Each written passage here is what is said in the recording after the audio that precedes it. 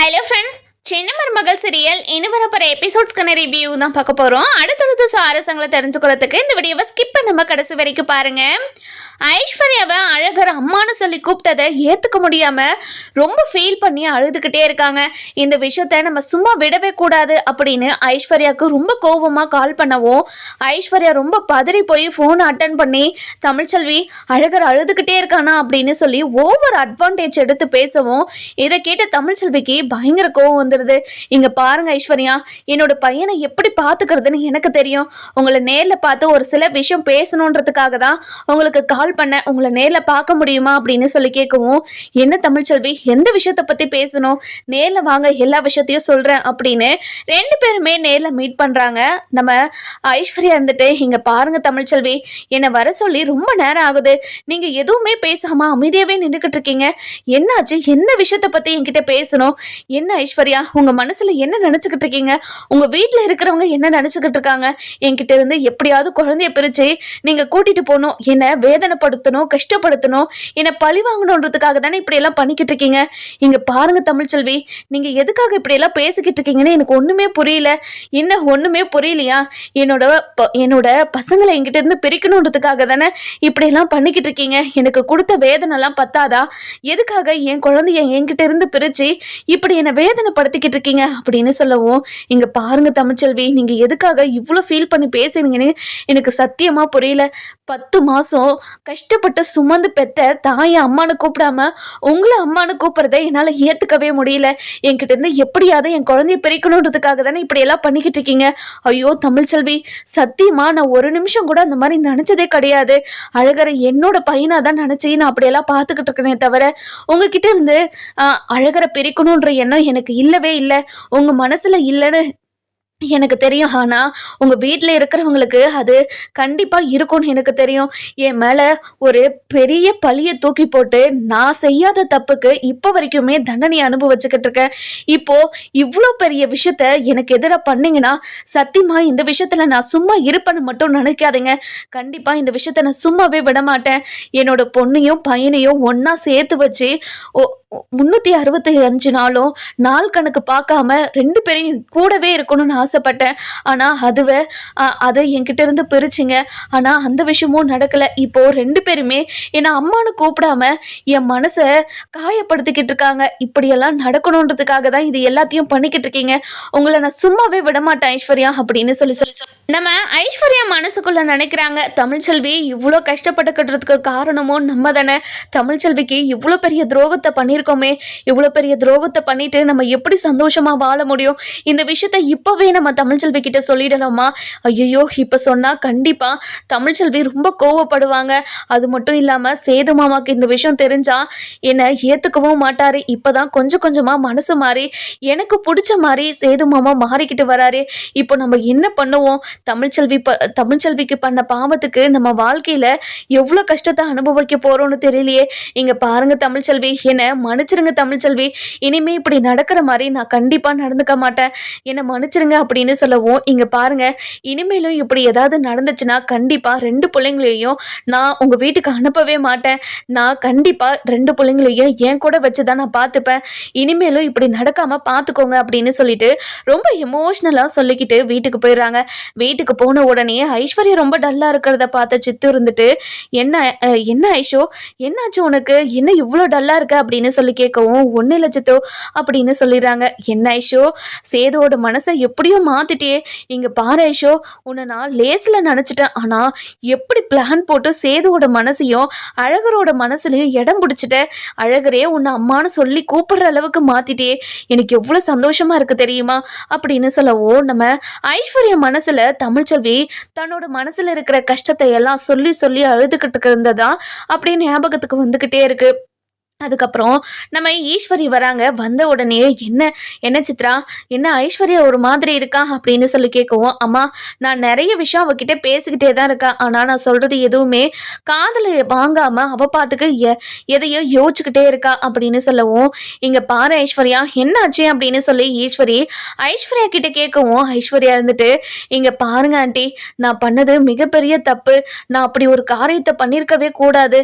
என்ன பண்ண நீ, எந்த விஷயத்தை பத்தி பேசுற? இங்க பாருங்க ஆண்டி, தமிழ்ச்செல்விக்கு நம்ம பண்ணது மிகப்பெரிய துரோகம்.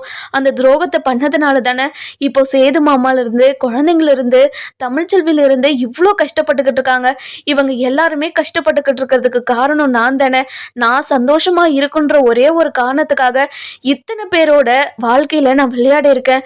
அது மிகப்பெரிய தப்பு அப்படின்னு சொல்லவும், இங்க பாரு ஐஸ்வர்யா, என்ன ஐஸ்வர்யா பேசிக்கிட்டு இருக்க நீ?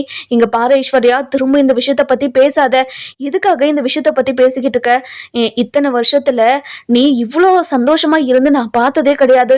அது மட்டும் இல்லாம சேது மனசு கொஞ்சம் கொஞ்சமா மாறிட்டு வருது. இந்த சமயத்துல நீயே போய் எல்லாத்தையும் குழப்பி விட்டுருவ போலயே. இங்க பாரு, நீ எதை பத்தியுமே யோசிக்காத. எதுக்காக இதை பத்தியெல்லாம் யோசிச்சு நீ கஷ்டப்பட்டுக்கிட்டு இருக்க? உனக்கு சேதுவை கல்யாணம் பண்ணிக்கணும்னு ஆசை. அதனால தமிழ்ச்செல்வியை எப்படியோ வீட்டை விட்டு அனுப்பி இப்போ கல்யாணமும் பண்ணிக்கிட்ட. இதுக்கப்புறம் என்ன வேணும் உனக்கு? திரும்ப திரும்ப இதை பத்தி யோசிச்சு உன்னோட வாழ்க்கையில நீ மண்ணை வாரி போட்டுக்காத அப்படின்னு சொல்லவும், அந்த நேரம் பார்த்து நம்ம சாவித்திரி வராங்க. சாவித்திரி வந்த உடனே, என்ன இவங்க சத்தம் போட்டு பேசிக்கிட்டு இருக்காங்களே, எந்த விஷயத்த பத்தி பேசுறாங்கன்னு சொல்லிட்டு நம்ம கேட்போம் அப்படின்னு சொல்லிட்டு ஒட்டு கேட்டுக்கிட்டு இருக்காங்க. இந்த பக்கம் நம்ம ஐஸ்வர்யா இருந்துட்டு, இல்ல ஆண்டி, நம்ம பண்ணது மிகப்பெரிய தப்பு தான் ஆண்டி. எனக்கு குற்ற உணர்ச்சியா இருக்கு. தமிழ்ச்செல்வி படுற கஷ்டத்தையும், அழகர் மீனாட்சி படுற கஷ்டத்தையும், சேது மாமா ஒரு பக்கம் மீனாட்சியை பிரிஞ்சு தவிக்கிற தவிப்பையும் என்னால பார்த்துக்கிட்டு அமைதியா இருக்க முடியல. இது எல்லாத்துக்கும் காரணம் நான் தானே. நான் மட்டும் தமிழ்ச்செல்வியோட அப்பாக்கு கால் பண்ணி மிமிக்ரி பண்ணி அவங்களோட வாய்ஸ்ல பேசாம இருந்திருந்தா இப்படி எல்லாம் நடந்திருக்குமா? அவங்க 4 பேரும் இப்படி குடும்பமா சந்தோஷமா இருந்திருப்பாங்க. அவங்களோட சந்தோஷத்தை கெடுத்துட்டு என்னோட என் ஒருத்தி சந்தோஷத்துக்காக இப்படி ஒரு காரியத்தை பண்ணிட்டனே. இப்படி ஒரு காரியத்தை நான் பண்ணியிருக்கவே கூடாது. அது மிகப்பெரிய துரோகம். அந்த துரோகத்தினால எனக்கு இனிமே என்ன நடக்க போகுது, ஏது நடக்க போகுதுன்னே தெரியல அப்படின்னு சொல்றாங்க. இதெல்லாம் கேட்டு நம்ம சாவித்திரிக்கு பயங்கரமா ஷாக் ஆயிடுது. ஓ, இதனாலதான் நீங்க இவ்வளோ பெரிய கேவலமான ஒரு விஷயத்த பண்ணிருக்கீங்களா? இந்த விஷயத்த நான் சும்மாவே விட மாட்டேன் அப்படின்னு சொல்லிட்டு நம்ம ஐஸ்வர்யா, சித்ரா, அதுக்கப்புறம் ஈஸ்வரி, இவங்க 3 பேரும் பேசுறதோ அப்படியே ரெக்கார்ட் பண்ணிக்கிறாங்க. அதுக்கப்புறம் என்ன, நம்ம ஐஸ்வர்யா இருந்துட்டு ரொம்ப ஃபீல் பண்ணி பேசிக்கிட்டு இருக்கவும், இதை கேட்டு சித்தம் இருந்துட்டு, இங்க பாரு ஐஸ்வர்யா, இத்தனை நாள் இல்லாம இன்னைக்கு மட்டும் எதுக்காக இவ்வளோ ஃபீல் பண்ணி அழுதுகிட்டு இருக்க? இங்க பாரு, இதை பத்தியெல்லாம் யோசிக்கவே யோசிக்காத.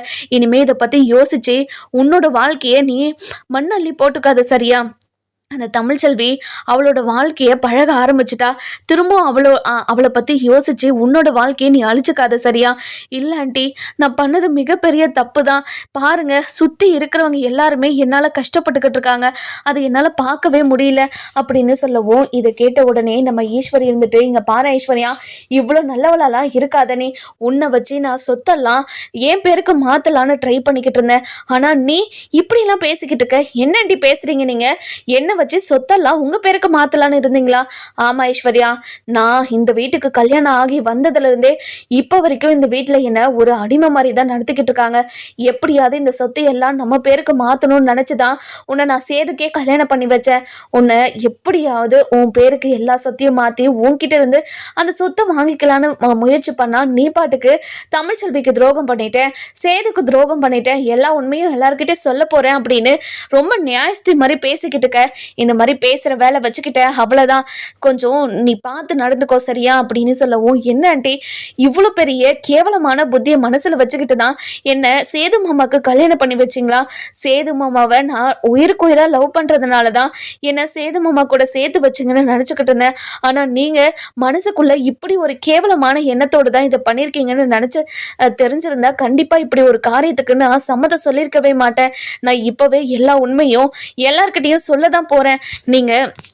நீங்க என்ன பண்றீங்களோ பண்ணிக்கோங்க அப்படின்னு சொல்லவும், என்ன, இங்க பாரு ஐஸ்வர்யா, இந்த விஷயத்த மட்டும் சொன்னா கண்டிப்பா நீ உயிரோடையே இருக்க மாட்ட அப்படின்னு சொல்லவும், என்ன ஆண்டி, என்னவே மிரட்டிட்டு இருக்கீங்களா? என்ன நீங்க எப்படி என்னதான் பண்ண போறீங்கன்னு நானும் பாக்குறேன். என்ன நீங்க எதுவுமே பண்ண முடியாது. நான் பண்ண துரோகத்துக்கு நானே போய் பிரயாரிச்சு தேடிக்கிறேன். நான் பண்ண தப்புக்கு தண்டனையை நானே தேடிக்கிறேன். சேது மாமா கிட்டையும் வீட்டுல இருக்கிறவங்க எல்லார்கிட்டையும் எல்லா உண்மையுமே சொல்லதான் போறேன் அப்படின்னு சொல்லிடுறாங்க. சொல்றாங்க. சொன்ன உடனே நம்ம சாவித்திரி இருந்துட்டு, இங்க பாருங்க, நீங்க யாரும் உண்மையெல்லாம் சொல்ல தேவையில்ல, நானே எல்லா உண்மையும் எல்லார்கிட்டயும் சொல்லிடுறேன். இங்க பாருங்க மதனி, நீங்க எவ்வளவு பெரிய கில்லாடியா இருந்திருக்கீங்க. இத்தனை நாள்ல இவ்வளவு பெரிய பிரச்சனை நடந்ததுக்கு காரணம் நீங்க தானே எனக்கு இப்ப தெரிஞ்சிருச்சு. நீங்க ஏதோ தப்பு பண்ணிருக்கீங்கன்னு எனக்கு தெரியும். ஆனா இப்படி ஒரு காரியத்தை பண்ணுவீங்கன்னு எனக்கு தெரியவே தெரியாது. இப்பவே நான் எல்லார்கிட்டயும் போய் சொல்றேன். எல்லார்கிட்டயும் சொல்லி நீங்க பண்ண காரியத்துக்கு உங்களை வீட்டை விட்டு துரத்தி உங்களை பிச்சை எடுக்க வைக்கிறேனா இல்லையான்னு பாருங்க. அத்தாச்சி இங்க பாருங்க அத்தாச்சி, இந்த விஷயத்த யார்கிட்டயும் சொல்லாதீங்க அத்தாச்சி அப்படின்னு சொல்லவும், என் பொண்ணுக்கு பிச்சைக்காரனை கல்யாணம் பண்ணி வச்சல, உன்னை நான் சும்மாவே விட மாட்டேன். நாங்க எப்படி கஷ்டப்பட்டாங்களோ அதை விட அதிகமா நீ கஷ்டப்படுற மாதிரி நான் பண்றேனா இல்லையான்னு மட்டும் பாருடி அப்படின்னு சொல்லிட்டு பயங்கர கோவமா இந்த போன்ல இருக்க ஆதாரத்தை எடுத்துட்டு குடு குடுன்னு ஹாலுக்கு ஓடுறாங்க.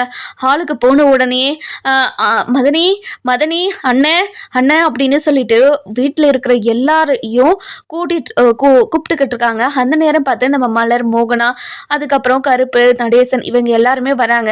வந்த உடனே நம்ம கருப்பு இருந்துட்டு, என்னமாச்சு, எதுக்காக எல்லாரையும் கூப்பிட்டுக்கிட்டு இருக்கீங்க அப்படின்னு சொல்லி கேட்கவும், இங்க பாரு கருப்பு, அண்ணன் உள்ளதானே இருக்கு, போய் அண்ணனை முதல்ல கூட்டிட்டு வா, ஒரு முக்கியமான விஷயம், எல்லார்கிட்டையுமே இந்த விஷயத்த பத்தி நாங்க பேசணும் அப்படின்னு சொல்லவும், இந்த பக்கம் நம்ம ஈஸ்வரியும் சித்ராவும் ரொம்பவே பதட்டமா இருக்காங்க. ஐயோ, இந்த விஷயத்த பத்தி பேசி இப்போ யாரு காதுல விழக்கூடாதோ அவ காதுல வேற விழுந்துருச்சு. இப்போ நம்ம ஜுட்டி அவ கையில இருக்கு. இப்போ மட்டும் எல்லா உண்மையும் எல்லார்கிட்டயும் சொன்னாங்க, கண்டிப்பா நம்ம செத்தோம் அப்படின்னு சொல்லிக்கிட்டு இருக்கவும், நம்ம மோகனா இருந்துட்டு, சாவித்திரி, என்ன சாவித்திரி, எதுக்காக எல்லாரையும் கூப்பிட்டு வச்சுக்கிட்டு இருக்க, என்ன விஷயம், இங்க பாருங்க மதனி, இந்த வீட்டுல இத்தனை வருஷமா இத்தனை நாளா நடந்துகிட்டு இருக்க பிரச்சனைக்கு காரணம் யாருன்னு எனக்கு தெரிஞ்சிருச்சு. அது இப்பவே எல்லார்கிட்டயும் சொல்ல தேவையில்லையா, அதனாலதான் எல்லாருமே வர சொல்லுங்க அப்படின்னு சொல்லிட்டு எல்லாருமே வர சொல்லிக்கிட்டு இருக்காங்க. அந்த நேரம் பார்த்து நம்ம மோகனா, அதுக்கப்புறம் கருப்பு, நடேசன் எல்லாருமே ரொம்ப குழப்பத்திலே இருக்காங்க. அதுக்கப்புறம் நம்ம கருப்பு இருந்துட்டு ராஜாங்கத்தை கூப்பிட்டுட்டு வெளியே வராங்க. இந்த பக்கம் சேது கட்சி வேலை முடிச்சுட்டு வீட்டுக்கு வந்துகிட்டு இருக்காரு. வந்த உடனே நம்ம சேதுவை பார்த்த நம்ம சாவித்திரி இருந்துட்டு, சேது வாயா, சேது உன்னைதான் நான் எதிர்பார்த்துக்கிட்டு இருந்தேன், நீயும் வாயா, உனக்கும் எல்லா உண்மையும் தெரியணும் அப்படின்னு சொல்லவும், என்ன உண்மை தெரியணும் சொல்றீங்க நீங்க அப்படின்னு சொல்லி கேட்கவும், வாயா, நான் உண்மையை சொன்னதுக்கு அப்புறம் உனக்கு புரியும் அப்படின்னு சொல்றாங்க. இந்த பக்கம் நம்ம கருப்பு கிட்ட, மாமா என்னாச்சு மாமா, என்ன அத்தை சொல்லிக்கிட்டு இருக்காங்க, எங்களுக்கும் தெரியல, ஏதோ இத்தனை நாளா நடந்துகிட்டு இருக்க பிரச்சனைக்கு காரணம் யாருன்னு தெரிஞ்சிருச்சான், அந்த காரணத்துக்கு எல்லாருக்கிட்டையும் சொல்லணும்னு சொல்லிக்கிட்டு இருக்காங்க. நாங்களும் ரொம்ப குழப்பத்துல தான் எல்லாத்தையும் கேட்டுக்கிட்டு இருக்கோம், மாமா வந்தாதான் எல்லா உண்மையும் சொல்லுவேன்னு சொல்லிக்கிட்டு இருக்காங்க உன்னோட அத்தை அப்படின்னு சொல்றாங்க. அதுக்கப்புறம் என்ன, நம்ம சேது இருந்துட்டு ரொம்பவே குழப்பமா, இங்க பாருங்க என்ன விஷயம்னு சொல்லுங்க அப்படின்னு சொல்லவும், இருப்பா சேதோ, அண்ணன் வந்துட்டோம், அண்ணன் வந்த உடனே நான் எல்லா உண்மையுமே சொல்லிடுறேன் அப்படின்னு சொல்றாங்க. அதுக்கப்புறம் ராஜாங்கமும் வந்துடுறாரு. வந்த உடனே, அண்ணன் வாங்கின, உங்களுக்காக தான் நான் இவ்வளவு நேரமா வெயிட் பண்ணிக்கிட்டு இருந்தேன், எல்லாரும் வந்துட்டாங்களா அப்படின்னு சொல்லவும், அதுக்கப்புறம் நம்ம ஈஸ்வரி ரொம்ப பதட்டமா ஓடி வந்து, இங்க பாருங்க அத்தாச்சி, இந்த விஷயத்துல நீங்க தலையிடாதீங்க அத்தாச்சி, வேண்டாம் அத்தாச்சி அப்படின்னு சொல்லவும், இங்க பாருங்க மதனி, இந்த விஷயத்த நான் எல்லாருக்கிட்டையும் சொல்லதான் போறேன், நீங்க அதை வேடிக்கை மட்டும் பாருங்க அப்படின்னு சொல்லிட்டு கேட்கவும், இங்க பாருங்கண்ணே, தமிழ்ச்செல்வி இந்த வீட்டை விட்டு போனதுக்கு காரணம் யாருன்னு உங்களுக்கு தெரியுமா அப்படின்னு சொல்லவும், இதை கேட்டு நம்ம சேது இருந்துட்டு, இங்க பாருங்கத்த, இந்த விஷயத்த பத்தி எதுக்காக பேசுறீங்க, நடந்து முடிஞ்ச விஷயத்த பத்தி பேச எங்களுக்கு கேட்க விருப்பம் இல்லை, நாங்க கிளம்புறோம் அப்படின்னு சொல்லவும், இங்க பாரு சேதோ, இந்த பிரச்சனைக்கும் தமிழ்ச்செல்விக்கும் எந்த காரணமும் சம்பந்தமும் கிடையாது, தமிழ்ச்செல்வி எந்த ஒரு தப்புமே பண்ண கிடையாது, அந்த சக்திக்கும் ஜன்னிக்கும் கல்யாணம் பண்ணி வச்சதுனால தானே தமிழ்ச்செல்வியை இந்த வீட்டை விட்டு அனுப்பி வச்சிங்க, ஆனா அது எல்லாத்துக்கும் காரணம் இங்க நிக்கிறாங்களே மதனி, அதுக்கப்புறம் சித்ரா, ஐஸ்வர்யா, இவங்க 3 பேரும் தான், இவங்களை 3 பேரும் தானே நீ கடவுளா நினைச்சுக்கிட்டு இருக்க, ஆனா இவங்க 3 பேரும் தான் உன்னோட வாழ்க்கையில ஆப்பு வச்சவங்களே, நீ இப்படி கஷ்டப்பட்டுக்கிறதுக்கு காரணமும் இவங்க 3 பேரு தான்.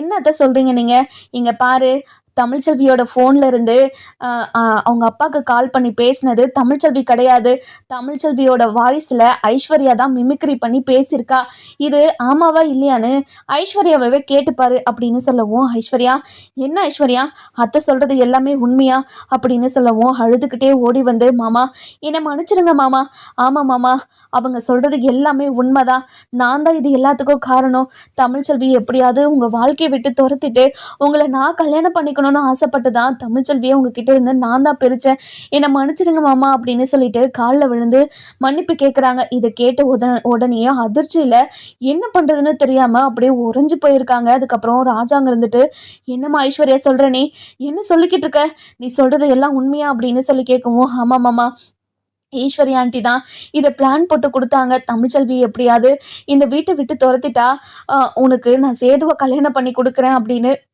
எனக்கு வாக்கு கொடுத்துருந்தாங்க. அவங்க கொடுத்த வாக்குப்படி எதையோ பண்ணி எனக்கு சேது மாமாவை கல்யாணம் பண்ணி வச்சுட்டாங்க. ஆனால் அதனால் நீங்கள் ஜெயிலுக்கு போவீங்க, உங்கள் பதவி பறிப்போகும், நீங்கள் எல்லாரும் முன்னாடியும் அசிங்கப்பட்டு நிற்பீங்கன்னு நாங்கள் கொஞ்சம் கூட எதிர்பார்க்கல மாமா. இது எல்லாமே எதிர்பாராத நடந்த விஷயம். தமிழ்ச்செல்வியை நீங்கள் வீட்டை விட்டு அனுப்புவீங்கன்னு தெரியும். ஆனால் இவ்வளோ கோவப்பட்டு தமிழ்ச்செல்வியை அத்து விட்டு என்ன கல்யாணம் சேது மாமாவே என்னை கல்யாணம் பண்ணிக்கிறேன் அப்படின்னு சொல்கிற அளவுக்கு நடக்கணும் எனக்கு தெரியாது மாமா. இவ்வளோ பெரிய விஷயமும் எனக்கு சாதகமாக நடந்துருச்சுன்னு நினச்சி நான் சந்தோஷப்பட்டுக்கிட்டு இருந்தேன். ஆனால் இது எல்லாத்துக்கும் காரணமாக இருந்து செஞ்சேன்னா, ஆனால் ஒரு விஷயத்த நான் யோசித்து பார்க்கவே கிடையாது. நான் பண்ணது மிகப்பெரிய தப்பு, என்னை மன்னிச்சிருங்க மாமா அப்படின்னு சொல்லிட்டு பயங்கரமாக அழுதுகிட்டே இருக்கவும், என்ன ஐஸ்வர்யா சொல்லிக்கிட்டு இருக்க, நீ என்ன சின்னம்மா என்ன சொல்லிக்கிட்டு இருக்க ஐஸ்வர்யா சொல்கிறது எல்லாமே உண்மையா? அது சேது அது அப்படின்னு சொல்லிட்டு இழுத்துக்கிட்டு இருக்கவும், இங்கே பாரு சேது, நான் உங்ககிட்ட ஆதாரத்தோடு காட்டுறேன், இங்கே பாரு, இவங்க 3 பேரும் சண்டை போட்டுக்கிட்டு இருந்ததை நான் பார்த்தேன். அதுவும் மதனி எதுக்காக ஐஸ்வர்யாவை உனக்கு கல்யாணம் பண்ணி வச்சாங்க தெரியுமா? இந்த சொத்தெல்லாம் எப்படியாவது ஐஸ்வர்யா பேருக்கு மாற்றி ஐஸ்வர்யா கிட்ட இருந்து சொத்தெல்லாம் மதனி எடுத்துக்கிறதுக்காக தான் இவ்வளோ பெரிய விஷயத்தையும் பண்ணியிருக்காங்க. இப்படி ஒரு கேவலமான ஒரு எண்ணத்தோடு எப்படி மதனி இந்த குடும்பத்துக்கு இவ்வளோ பெரிய துரோகத்தை அவங்களுக்கு பண்ண முடிஞ்சது அப்படின்னு சொல்லி கேட்கவும், நம்ம ஈஸ்வரிக்கு அப்படியே வெலன்னு ஆயிடுது, அப்படியே வேர்த்து கொட்டுது, ஒரு மாதிரி பண்ணிக்கிட்டு இருக்காங்க. அதுக்கப்புறம் என்ன, நம்ம சாவுத்திரி இருந்துட்டு, இங்கே பாரு சேது, நான் தான் ஐஸ்வர்யாவை கல்யாணம் பண்ணிக்கும் போதே சொன்னேன் இல்லை, இவங்க ஏதோ திட்டத்தோடு தான் உன்னை கல்யாணம் பண்ணிக்கிறாங்க சேது, நீ இந்த கல்யாணத்தை பண்ணிக்காதன்னு 1000 வாட்டி சொல்லியிருப்பேன். உயிருக்கு உயிராக லவ் பண்ண உன்னோட தமிழ்ச்செல்வியை விட்டுட்டு இப்போ குழந்தைங்கள பிரிஞ்சு நீ இவ்வளோ கஷ்டப்படுறதுக்கு காரணமோ இவங்க 3 பேர் தான். இவங்க 3 பேர் இப்போ செஞ்ச தப்பால தான் தமிழ்ச்செல்வி இந்த வீட்டை விட்டு போனா. தமிழ்ச்செல்வி வீட்டை விட்டு போனதுனால தமிழ்ச்செல்விய நீ பிரிஞ்சிருக்க. இப்போ குழந்தைங்க இங்க ஒண்ணு அங்க ஒண்ணுன்னு வளர்ந்துக்கிட்டு இருக்குங்க. அது மட்டும் இல்லாம நம்ம குடும்ப வாரிசு நம்ம வீட்டுல வளர்ந்துருந்தா எவ்வளவு சந்தோஷமா இருந்திருக்கும். நீ இப்ப எவ்வளவு சந்தோஷமா இருக்க வேண்டியவன், உன்னோட சந்தோஷத்தெல்லாம் பறிச்சவங்க எங்க நின்றுக்கிட்டு இருக்காங்க பாரு அப்படின்னு சொல்லி காட்டுறாங்க. இதை கேட்ட உடனே நம்ம சேது வந்துட்டு, இங்க பாரு ஐஸ்வர்யா, இத்தனை நாளா என்கிட்ட நாடகம் போட்டு நடிச்சுக்கிட்டு இருந்தே, உன்னோட நாடகத்தெல்லாம் நம்பி நீ ரொம்ப நல்லவன்னு நான் நம்பிட்டேன். உன்னை என் பொண்டாட்டியா ஏத்துக்கலான்ற அளவுக்கு என் மனசுல உன்னை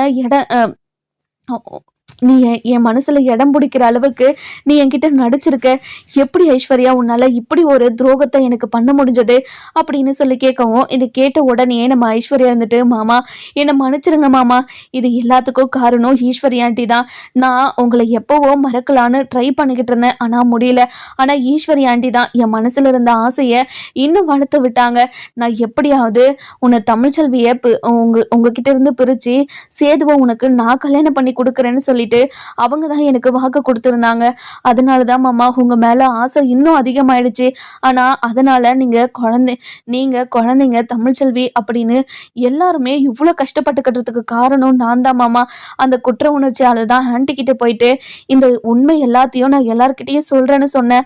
ஆனா அவங்க உங்களுக்கு என்ன கல்யாணம் பண்ணி வச்சதே சொத்துக்காக தான் அப்படின்னு என்கிட்டயே ஒரு மாதிரி பேசுறாங்க. இந்த விஷயத்த எல்லார்கிட்டையும் சொன்னா ஒன்னு சும்மா விட மாட்டேன்னு என்னையே மிரட்டுறாங்க. உங்களை கல்யாணம் பண்ணிக்கணும்னு மட்டும்தான் நான் ஆசைப்பட்டனே தவிர இந்த சொத்துக்கெல்லாம் நான் ஆசைப்பட கிடையாது மாமா அப்படின்னு சொல்றாங்க. இங்க பாருமா ஐஸ்வர்யா, இத்தனை நாளா நீ ரொம்ப நல்லவன்னு சொல்லிட்டு உன்னை நம்பிக்கிட்டு இருந்தோமே, இப்படி ஒரு காரியத்தை பண்ணி இந்த குடும்பத்துக்கு இவ்வளவு பெரிய துரோகத்தை பண்ணியிருக்கே, சேதோட வாழ்க்கையில திருத்தவே முடியாத ஒரு தப்பை நீ பண்ணியிருக்க அப்படின்னு சொல்லவும், எல்லாரும் கொஞ்சம் நிறுத்துறீங்களா அப்படின்னு சொல்லிட்டு நம்ம சித்ரா சொல்லவும், அதுக்கப்புறம் நம்ம ஐஸ்வர்யா எல்லா உண்மையும் எல்லார்கிட்டையும் சொன்னதுனால நம்ம சித்ராவும் ஒரு உண்மையை எல்லாருக்கிட்டையும் சொல்லணும்னு ஆசைப்படுறாங்க. இங்க பாரு ஐஸ்வர்யா, நீ எல்லா உண்மையும் சொல்லிட்டுல, இப்போ உனக்கு ஒரு அதிர்ச்சியை நான் கொடுக்குறேன் பாரு அப்படின்னு சொல்லிட்டு, இங்க பாரு சேது, நீ ஐஸ்வர்யா கழுத்துல தாலி கட்டணும்னு தான் நினைச்சுக்கிட்டு இருக்க. ஆனா ஐஸ்வர்யா கழுத்துல நீ ஒரு முடிச்சு கூட போட கிடையாது. கல்யாண மண்டபத்துல அப்பதான் குழந்தைய தூக்கிட்டு வந்ததுனால ஐஸ்வர்யா கழுத்துல நீ தாலியை கொண்டு போனதா, ஆனா ஐஸ்வர்யா கழுத்துல நீ ஒரு முடிச்சு கூட போட கிடையாது. நான் தான் ஐஸ்வர்யா கழுத்துல 3 முடிச்சும் போட்டேன்.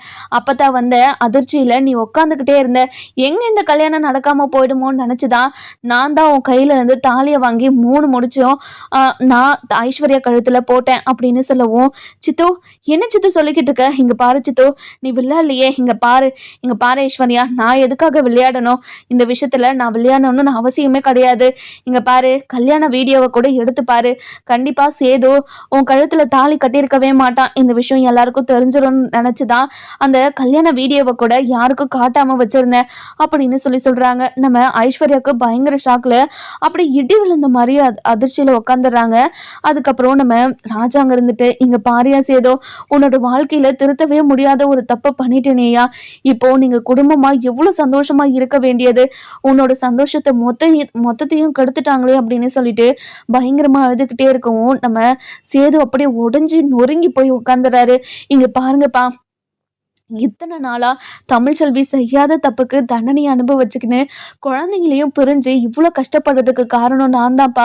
நான் மட்டும் அன்னைக்கு பொறுமையா இருந்திருந்தேனா, தீர விசாரிச்சிருந்தேனா கண்டிப்பா இப்படி ஆயிருக்காது. என்னை மன்னிச்சிருங்கப்பா. நான் எப்படிப்பா தமிழ்ச்செல்வியோட முகத்துல முழிப்பேன்? இத்தனை நாளா அவ தான் இவ்வளோ பெரிய தப்பா பண்ணிட்டான் அப்படின்னு நினைச்சு நான் ரொம்ப ரொம்ப தப்பு பண்ணிட்டேன்ப்பா. இனிமே என்னப்பா பண்ண போறேன்? என்னோட தப்பெல்லாம் அவகிட்ட எப்படி போய் மன்னிப்பா கேட்க போறேன்? இங்க பாரு சேது, நீ பண்ணது மிகப்பெரிய தப்பு. அதனால கண்டிப்பா மன்னிப்பு கேட்டுதான் ஆகணும். நம்ம குடும்பமா போய் மன்னிப்பு கேட்டுடலாம். இங்க பாரு ஈஸ்வரி, சித்ரா, ஐஸ்வர்யா, உங்க 3 பேருக்குமே சொல்லிக்கிறேன். நீங்க பண்ண தப்புக்கு நீ தமிழ்ச்செல்வி காலில் விழுந்து மன்னிப்பு கேட்கணும், நீங்க 3 பேரும் அப்படின்னு சொல்லவும், இதை கேட்ட உடனே எல்லாருமே, அது 3 பேருமே அமைதியா இருக்காங்க. இங்க பாருங்க, இந்த குடும்பத்துக்கு பண்ண துரோகத்துக்கு தமிழ்ச்செல்வி கிட்ட மன்னிப்பு கேட்டுட்டு அதோட இந்த குடும்பத்து பக்கம் நீங்க தலை வச்சு கூட படுக்க கூடாது. நல்லது கெட்டதுன்னு எந்த சூழ்நிலையிலுமே இந்த வீட்டு வாசப்படியை கூட நீங்க மிதிக்க கூடாது அப்படின்னு சொல்லவும், இதை கேட்ட உடனே நம்ம ஈஸ்வரி இருக்கு, ஐயோ மாமா, என்ன மாமா இப்படி ஒரு முடிவு எடுத்துட்டீங்க? இங்க பாருங்க மாமா, நான் ஐஸ்வர்யாவோட ஆசைக்காக மட்டும்தான் நான் இப்படி எல்லாம் பண்ணேன். என்ன மதனி, என்ன பொய் சொல்லிக்கிட்டு இருக்கீங்க? இந்த சொத்தை உங்க பேர்ல மாத்தணும்னு இவ்வளவு பெரிய பிளானை போட்டு தானே, இவ்வளவு சதியை பண்ணி தானே இந்த கல்யாணத்தை நடத்தி வச்சிருக்கீங்க. இப்ப என்னவோ ஐஸ்வர்யாவோட ஆசைக்காக தான் இதெல்லாம் பண்ணேன்னு பொய் சொல்லிக்கிட்டு இருக்கீங்க. உங்களுக்கு மனசாட்சி ஒண்ணு இல்லவே இல்லையா அப்படின்னு சொல்லி கேட்கவும், அதுக்கப்புறம் என்ன, நம்ம ராஜாங்க இருந்துட்டு, இங்க பாருங்க, யாரும் எதுவுமே பேசாதீங்க அப்படின்னு இவங்க எல்லாருமே கூப்பிட்டுக்கிட்டு தமிழ்ச்செல்வியோட வீட்டுக்கு போறாங்க. போன உடனே நம்ம தமிழ்ச்செல்வி கிட்ட பேசணும் அப்படின்னு சொல்லிட்டு ராஜாங்க வீட்டில் இருக்கிறவங்க எல்லாருமே கேட்குறாங்க. அதுக்கப்புறம் நம்ம தமிழ்ச்செல்வி தன்னை அம்மானு குழந்தைங்க கூப்பிடலேன்னு நினச்சி ரொம்ப ஃபீல் பண்ணி இப்போ வரைக்கும் அழுதுகிட்டே தான் இருக்காங்க. அதுக்கப்புறம் என்ன, தமிழ்ச்செல்வியும் வந்து நிற்கிறாங்க. இங்கே பாருங்க, எதுக்காக நீங்கள் எல்லாருமே வந்திருக்கீங்க, எனக்கு ஆறுதல் சொல்லிட்டு போலானா அப்படின்னு சொல்லி கேட்கவும், இங்கே பாருமா தமிழ்ச்செல்வி, நீ எந்த ஒரு தப்புமே பண்ணாமல் இவ்வளோ பெரிய தண்டனையை அனுபவிச்சுக்கிட்டு இருக்கன்னு எனக்கு இப்போதாம்மா தெரிஞ்சது. அதுக்கு எல்லாத்துக்கும் சேர்த்து மன்னிப்பு கேட்கலாம் தாம்மா வந்திருக்கோம், எங்களை மன்னிச்சிருமா அப்படின்னு சொல்லிட்டு நம்ம ராஜாங்க இருந்துட்டு தமிழ்ச்செல்வி கிட்ட சொல்லவும், இங்க பாருங்க, நீங்க எதை பத்தி பேசுறீங்கன்னு எனக்கு சுத்தமா புரியல. இங்க பாருமா, சக்திக்கும் ஜெனிக்கும் கல்யாணம் பண்ணி வச்சதுனால தானே எனக்கு இவ்வளவு பெரிய அசிங்கமோ அவமானமோ நடந்துருச்சுன்னு சேது ரொம்பவே கோவப்பட்டு உன்னை வீட்டை விட்டு மாச கர்ப்பிணின்னு கூட பார்க்காம உன்னை வீட்டை விட்டு துரத்துனா. அதுக்கப்புறம் தானே நிறைய விஷயம் உனக்கு துரோகத்தை பண்ற மாதிரி நடந்துச்சு. இது எல்லாத்துக்கும் காரணம் இங்க நிக்கிறாங்களே இவங்க 3 பேரும் தான். இவங்க 3 பேரு தான் உன்னோட வாழ்க்கையில சதி பண்ணி உன்னை எப்படியோ வீட்டை விட்டு துரத்தி இப்படி ஒரு காரியத்தை பண்ண வச்சிருக்காங்க அப்படின்னு சொல்லவும், இதை கேட்டு அப்பதான் இருந்துட்டு, என்னையா ராஜாங்க சொல்ற? ஆமாங்க அப்பதான், ஆமா அத்தான், இது எல்லாத்துக்கும் காரணம் இவங்க 3 பேரும் தான். அடியே கூறு கட்டவளே, என்னடி இப்படி இப்பேற்பட்ட காரியத்தை பண்ணி வச்சிருக்கேடி. ராஜாங்கமும் சேதும் உனக்கு என்னடி பாவம் பண்ணாங்க? தமிழ்ச்செல்வி ஒவ்வொரு நாளும் படுற வேதனையும் கஷ்டத்தையும் என்னால பார்க்க முடியலடி. அவ்வளோ கஷ்டத்தையும் வேதனையும் அனுபவிச்சுக்கிட்டு இருக்காடி. எப்படி ஒரு தாய்க்கு எதுக்காகடி இவ்வளோ பெரிய தண்டனையை கொடுத்த? இந்த பாவம்லாம் உன்னை சும்மாவே விடாதடி. அந்த பாவம் எல்லாம் உன்னை துரத்திக்கிட்டு இருக்கதாண்டி செய்யும் அப்படின்னு சொல்றாங்க. இதை கேட்ட உடனே நம்ம அப்பதான் இருந்துட்டு ஈஸ்வரி இருந்துட்டு பயங்கரமா அழுதுகிட்டே இருக்காங்க. என்ன பார்த்துக்கிட்டு நின்றுக்கிட்டே இருக்கீங்க, என்ன வேடிக்கை பார்க்கறது தான் வந்தீங்களா, போய் தமிழ்ச்செல்வி காலில் விழுந்து மன்னிப்பு கேளுங்க அப்படின்னு சொல்லவும், அதுக்கப்புறம் என்ன நம்ம ஐஸ்வர்யாவை பார்த்த உடனே அம்மா அம்மான்னு அழுக ஆரம்பிச்சிடுறாங்க. இதை பார்த்த உடனே நம்ம தமிழ்ச்செல்விக்கு பயங்கரமா கோவம் வந்தது. இங்க பாரு அழகரு, நான் தாண்டா உன்னோட அம்மா, எதுக்காகடா வேற யாரையும் நீ அம்மானு கூப்பிட்டுக்கிட்டு இருக்க? இங்க பாருடா, நீ வேற யாரையும் அம்மானு கூப்பிடுறத என்னால ஏத்துக்க முடியலடா. ஏன்டா இப்படி என்னை கஷ்டப்படுத்திக்கிட்டு இருக்க? 10 மாசம் உன்னை கஷ்டப்பட்டு உயிரை கொடுத்து பெத்தவடா நானு. என்ன போய் அம்மானு கூப்பிடாம வேற யாரையும் அம்மானு கூப்பிட்டுக்கிட்டு இருக்க? இங்க பாரு அழகரு, இப்படி அம்மாக்கு கஷ்டத்தை கொடுக்காதடா அப்படின்னு சொல்லவும், இதெல்லாம் கேட்ட சேது நம்ம தமிழ்ச்செல்வியோட மனசை மாத்துவாங்களா மாட்டாங்களான்னு சொல்லிட்டு நம்ம வர எபிசோட்ல பார்க்கலாம். இந்த வீடியோ உங்களுக்கு பிடிச்சிருந்தா லைக் பண்ணுங்க, சப்ஸ்கிரைப் பண்ணுங்க, மறக்காம